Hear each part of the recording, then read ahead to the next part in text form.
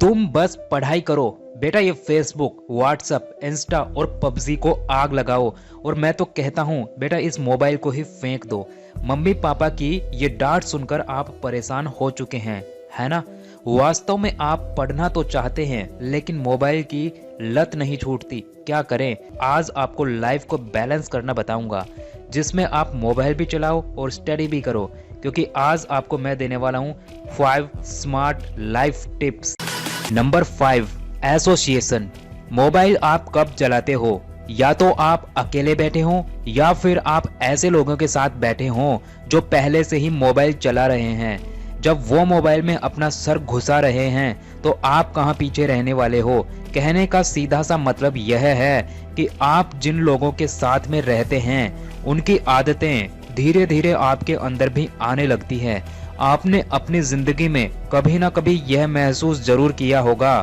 तो मेरे भाई और बहन, तुम्हारे लिए इसमें लर्निंग यह है कि आप अगर मोबाइल को छोड़कर अपनी स्टडीज पर फोकस करना चाहते हैं तो आपको ऐसे लोगों से बातचीत स्टार्ट करनी चाहिए जो खूब पढ़ाई करते हैं। यह पूरी तरह साइंटिफिकली प्रूवन है कि अगर आप 18 दिन तक किसी ऐसे व्यक्ति का एसोसिएशन यानी संग करते हैं तो उसकी आदतें आप में आनी शुरू हो जाती है।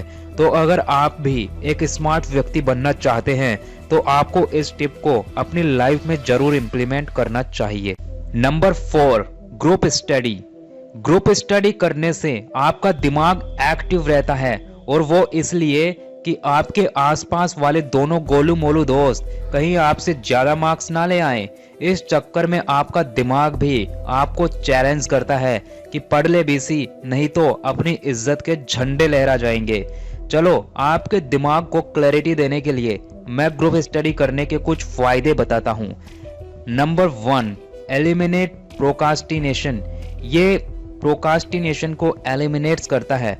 आपने अपनी जिंदगी में कभी ना कभी अपने आप से ये जरूर कहा होगा, कल से पढ़ूंगा, नहीं नहीं कल जल्दी उठकर पढ़ूंगा, नो नो नो चलो थोड़ी देर व्हाट्सएप चला के पढ़ूंगा, नहीं यार चलो थोड़ी देर एंजल प्रिया से बात करके पढ़ूंगा।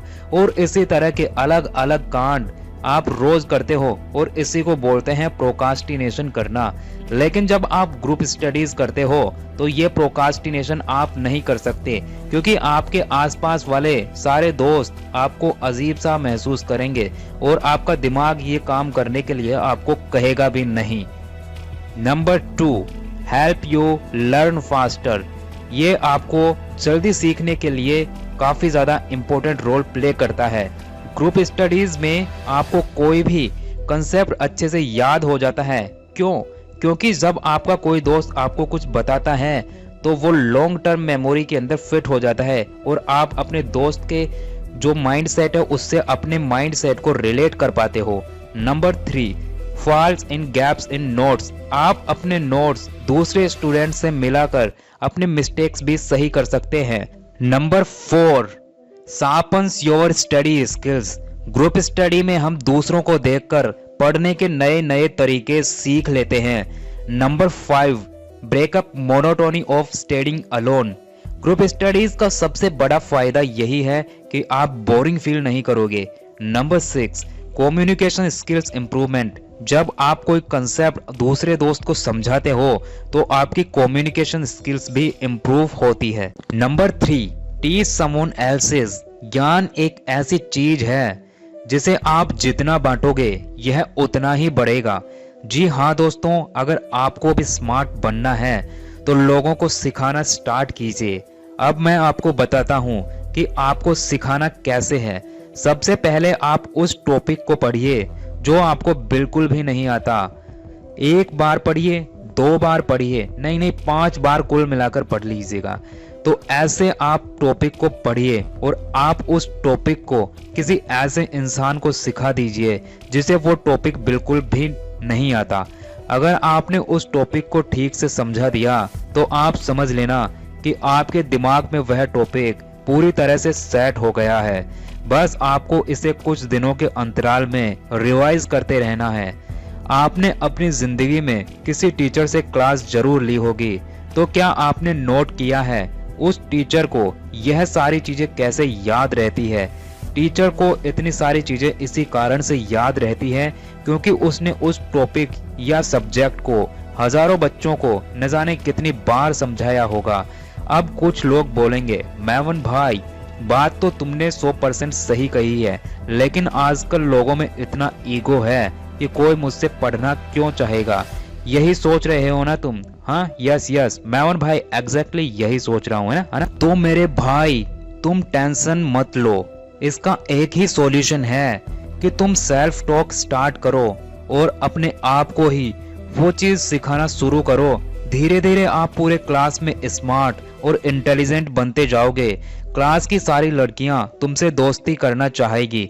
सेल्फ टॉक एक ऐसी टेक्निक है जिसे दुनिया भर के जीनियस लोग इस्तेमाल करते आए हैं और आज भी कई लोग सेल्फ टॉक करते हैं। और एक रिसर्च में पता चला है कि सेल्फ टॉक करने वाले लोग काफी जीनियस होते हैं।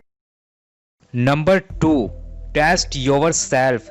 खुद को टेस्ट करना न केवल एक जीनियस होने की निशानी होती है, बल्कि ये एक ऐसी स्मार्ट आदत होती है। इसके लिए आप मॉक टेस्ट लगा सकते हैं, क्योंकि क्वेश्चंस को देखकर ही आपका दिमाग सोचने को मजबूर होता है। और जब आप यही क्वेश्चंस एग्जाम में रिपीटेड देखोगे तो आपको ज्यादा सोचने की जरूरत नहीं रहेगी, आप तुरंत ही उसका आंसर दे दोगे।